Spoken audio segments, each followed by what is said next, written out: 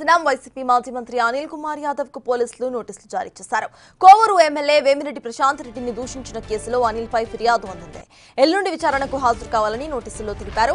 అనిల్ అందుబాటులో లేకపోవడంతో ఆయన ఇంటికి నోటీసులు అంటించారు. అనిల్ తో పాటు మరో నలుగురికి విచారణకు హాజరు కావాలని నోటీసులు వెళ్లాయి. అయితే మాజీ మంత్రి నల్లపరెడ్డి ప్రసన్న కుమార్ రెడ్డికి ఈ నెల 25న హాజరు కావాలని 2 రోజుల క్రితమే నోటీసులు జారీ చేశారు.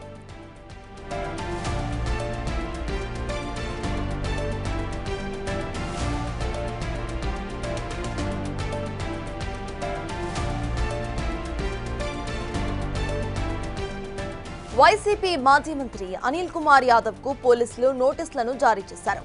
కోవూరు ఎమ్మెల్యే వేమిరెడ్డి ప్రశాంత్ రెడ్డిని దూషించిన కేసులో అనిల్ పై ఫిర్యాదు అందింది. అయితే దానికి సంబంధించి నోటీసులు జారీ చేశారు. ఎల్లుండి విచారణకు హాజరు కావాలని ఆ నోటీసుల్లో తెలిపారు. అనిల్ అందుబాటులో లేకపోవడంతో ఆయన ఇంటికి నోటీసులను అంటించి వెళ్లారు పోలీసులు. అనిల్ తో పాటు మరో నలుగురికి సైతం విచారణకు హాజరు కావాలని ఇప్పటికే నోటీసులు అందాయి. ఇక మాజీ మంత్రి నల్లపరెడ్డి ప్రసన్న కుమార్ రెడ్డికి సైతం ఈ నెల 25న హాజరు కావాలని 2 రోజుల క్రితమే నోటీసులు అందజేశారు పోలీసులు.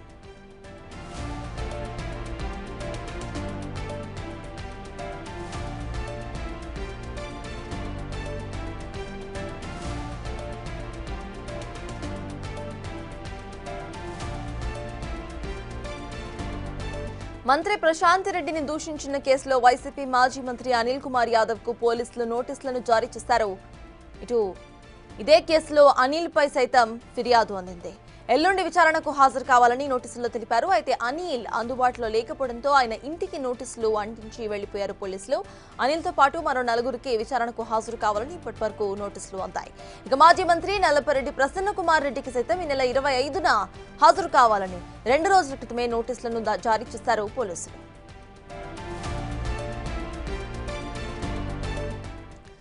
ఇదే అంశంపై పూర్తి డీటెయిల్స్ మా ప్రతినిధి సురేంద్ర అందించడానికి సిద్ధంగా ఉన్నారు. సురేంద్ర, చెప్పండి, అసలు అప్డేట్స్ ఏంటి? అక్కడ ఇప్పటికే నలుగురికి నోటీసులు అందినట్టుగా తెలుస్తోంది. అనిల్ అక్కడ ఇంట్లో లేనట్టుగా తెలుస్తోంది. అసలు అప్డేట్స్ ఏంటి?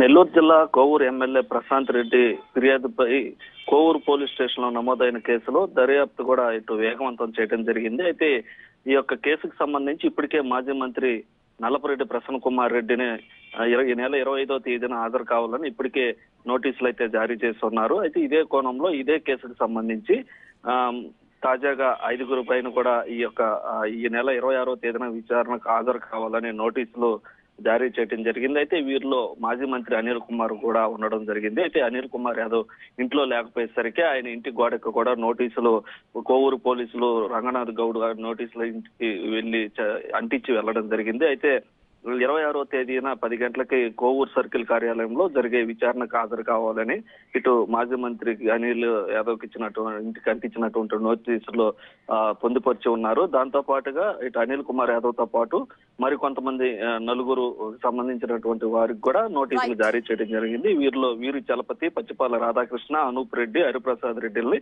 కోవూరు సిఐ సుధాకర్ రెడ్డి యొక్క నోటీసులు, అదేవిధంగా రంగనాథ్ గౌడ్ నోటీసులు జారీ చేయడం. అయితే ఈ యొక్క పత్రం కూడా కోవూరు ఎస్ఐ రంగనాథ్ గౌడ్ అందించడం జరిగింది. వీరిలో అనూప్ రెడ్డికి మాత్రం నోటీసు అందజేశారు. మిగతా వారికి అందుబాటులో లేకపోతే వాట్సాప్ ద్వారా పంపించి ఫోన్ చేసి చెప్పడం జరిగింది. Thank you Surendra. వైసీపీ మాజీ మంత్రి అనిల్ కుమార్ యాదవ్ కు పోలీసులు నోటీసులను జారీ చేశారు. ఇటు కోవూరు ఎమ్మెల్యే వేమిరెడ్డి ప్రశాంత్ రెడ్డిని దూషించిన కేసులో ఆయనకు నోటీసులు అందాయి. ఆయనతో పాటు మరో నలుగురికి కూడా నోటీసులు అందినట్టుగా తెలుస్తోంది. అయితే అనిల్ అక్కడ ఇంట్లో లేకపోవడంతో తన ఇంటికి నోటీసులను అంటించి వెళ్లిపోయారు పోలీసులు. దీంతో పాటు ప్రసన్న కుమార్ రెడ్డికి కూడా ఇంతకు ముందే నోటీసులు జారీ చేశారు పోలీసులు.